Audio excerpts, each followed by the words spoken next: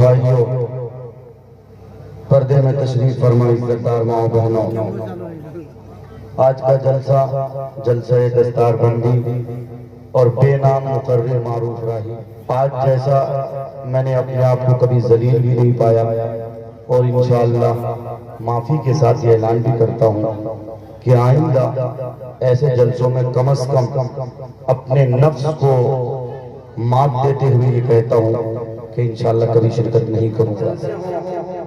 وہاں کسی طرح کی کوئی بات اور نہیں ہونی چاہیے، اور جو بھی کوئی ایسی بات کرے گا، چاہے وہ معروف راہی کرے، چاہے وہ کوئی اور مولوی کرے، اللہ کے مار سے بچ نہیں سکتا۔ خدا کی قسم دل میں ہاتھ رکھ کے کہتا ہوں، میں بھی حافظ قرآن ہوں، اور اس عمر میں حافظ بناؤں جس عمر میں آج کے لونڈوں کو قرآن کریم کے مخرج کی ادائیگی بھی نہیں آتی۔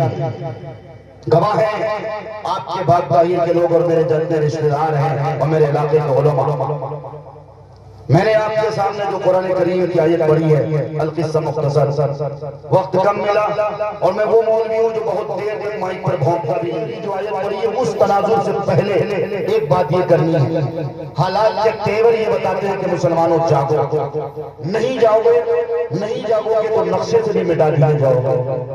ابھی تو یو سی سی کا ایک پوریا اتراکھنڈ والا ہوا ہے، تمہارا بہار اور بہار کے صوبائی الیکشن ہونا باقی ہے، اور صوبائی الیکشن میں جو نفرتی پجاری اور نفرتی ٹینگو ہندوستان میں بہت مشہور ہے، اس نے پوریا چھوڑا ہے، اور وہ پوریا وہ شگوفہ یہی کہ بہار میں اگر حکومت بن گئی تو بہار بھی وہ دوسرا راجیہ کہلائے گا جس میں یو سی سی لاگو کر دیا جائے گا۔ کسی کو پتہ نہیں، سب کوئی بے صبری کی اور بے خبری کی نیندیں سو رہا ہے، کسی کو اس بات کی طرف فکر بھی نہیں جا رہی کہ یہ یو سی سی اور سپریم کورٹ کس پوریا کا نام ہے۔ جانتے بھی آپ اتراکھنڈ کے مسلمانوں سے پوچھئے، اتراکھنڈ میں جب یو سی سی لاگو کر دیا گیا، اب وہاں کے لوگوں کے حالات کیسے ہیں؟ کیا وہ لوگ نبی علیہ السلام کے ارشادات و فرمودات کے مطابق اللہ کے احکامات کے مطابق زندگی گزار پائیں گے؟ اور یو سی سی کے دوران میں میرج ایکٹ میں جو ہیر پھیر ہوئے ہیں اس کے مطابق کیا مسلم قانون اور اسلامک لا یہ اس بات کی اجازت دیتا ہے؟ یہ بات سمجھنا ہمارے لیے بہت ضروری ہے۔ عام طور پہ جتنے مقررین ہمارے تشریف لائے، آج کے جلسے میں زیادہ تر بزرگان دین کی تعداد ہے، اللہ سبھی کو سلامت رکھے، لیکن میں آپ کو اویئرنیس کرتے ہوئے صرف ایک بات کہتا ہوں۔ ایک مشہور آدمی ہے جس کو دنیا بہت گالی دیتی ہے، اور خاص کر ابھی دلی کے الیکشن میں جو انہوں نے 2 کینڈیڈیٹ کرایا تھا، وہ 2 کینڈیڈیٹ کا لڑانا ہماری قوم کے کچھ ایسے نوجوان بھی ہیں جو حضرت فیس بک میں آ جاتے ہیں، منہ بھی نہیں دھوتے کہ اویسی کو گالی دینا ان کے لیے بہت اچھا ہے، آپ اویسی کو گالی دو کہ فلاں کو گالی دو۔ لیکن ایک بات یہ کہتا ہوں ذمہ داری کے ساتھ، آپ دل پہ ہاتھ رکھ کے بتاؤ،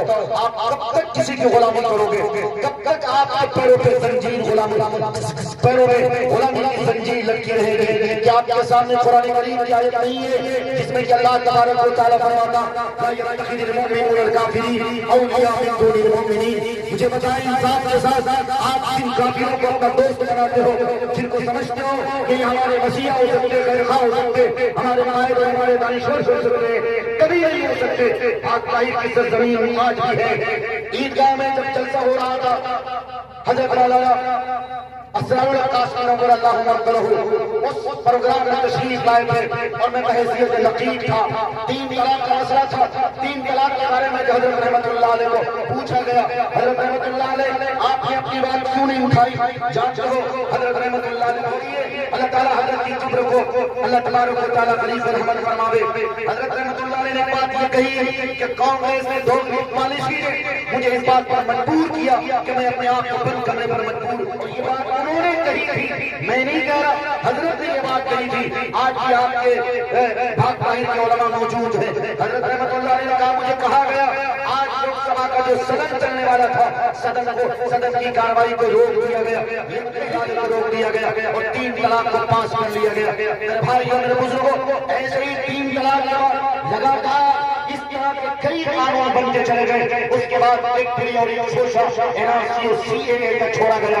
NRC اور CAA کی سب سے پہلی بنیاد اور احتجاج اور پروٹیسٹ کے لیے سب سے پہلے کسی جگہ کا اتحاد انتخاب ہوا تو علامہ اقبال کی منظور نظر جگہ کون سی جگہ؟ وہ شاہین باغ کی جگہ ہے، جس شاہین باغ کو اشارہ کرتے ہوئے علامہ اقبال رحمۃ اللہ علیہ کئی اشعار لکھے تھے۔ وہ شاہین باغ احتجاج اور پروٹیسٹ اور دھرنا کے لیے سب سے پہلی جگہ بنی تھی، اور اسی شاہین باغ کے پروٹیسٹ کے لیے جناب شفاء الرحمٰن خان صاحب نے اپنے آپ کو پیش کیا تھا۔ بیرسٹر اسد الدین اویسی صاحب نے موقع کی مناسبت سمجھی کہ حکومت یہاں کے ہندوستان کی عدلیہ نے جب ان کو جیل کی سلاخوں میں بند کر دیا ہے، ہم چاہتے ہیں کہ ان کو الیکشن لڑا کر اور وِدھان سبھا چناؤ لڑا کر کسی طرح سے ان کی ضمانت ہو جاتی، کسی طرح سے ان کو بیل دے دیا جاتا۔ مسلمانوں سے درخواست بھی کی گئی، ریکویسٹ بھی کی گئی، جانتے ہو آپ شفاء الرحمٰن خان صاحب کو ٹکٹ نہیں ملتا، لیکن ٹکٹ ملنے کی سب سے بڑی وجہ جو تھی وہ صرف اور صرف یہی وجہ تھی کہ NRC اور CAA کے لیے بندے نے بہت زوردار انتظار کیا تھا۔ قوم کی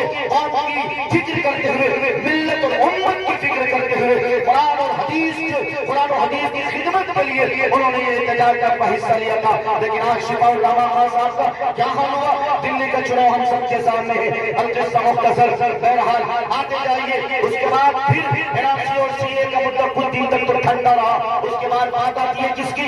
UCC کی، یعنی یکساں سول کوڈ کی۔ یکساں سول کوڈ کے بارے میں بہت کم لوگ جانتے ہیں۔ یکساں سول کوڈ کی جب مہم چلی گئی تھی امام شریعہ کے پلیٹ فارم سے، اس نے پرسنل لاء کے پلیٹ فارم سے، جمعیت علماء ہند کے پلیٹ فارم سے، ساری تنظیموں نے ایک جگہ آ کر سارے لوگوں کو جگانے کا کام کیا، اور مسلمانوں سے اپیل کی، مسلمانوں سے درخواست کی کہ مسلمانوں یاد رکھو تم سب کچھ برداشت کر لینا، لیکن اپنی شریعت کے ساتھ چھیڑ چھاڑ، قرآن کے ساتھ تحریفات، نبی علیہ السلام کی احادیث کی دخل اندازی تم کبھی نہیں برداشت کر سکتے۔ تم مرنا گوارا کرو گے لیکن UCC کو قبول نہیں کرو گے، اور UCC کے جو نقصانات ہیں بس تھوڑی دیر میں اپنی بات کو ختم کر رہا ہوں۔ UCC کے نقصانات بیرسٹر اسد الدین اویسی صاحب نے جب مولانا خالد صدر اللہ رحمانی دامت برکاتہ ملالیہ جو مسلم پرسنل لاء بورڈ کے صدر ہیں، حضرت دامت برکاتہ کے سامنے UCC کے نقصانات جب بیرسٹر اسد الدین اویسی صاحب نے بتایا، آج بھی وہ ویڈیو موجود ہے، مولوی ٹھیک نہیں بولتا، کیوں نہیں بولتے صاحب؟ کیوں سب کے زبانوں پر تالے لگتے ہیں کیا؟ مولانا دامت برکاتہ نے کہا بیرسٹر اسد الدین اویسی صاحب ہم آپ کو سلام پیش کرتے ہیں، آپ نے واقعی جرأت اور بہادری کے ساتھ قوم کے لوگوں کو سمجھایا۔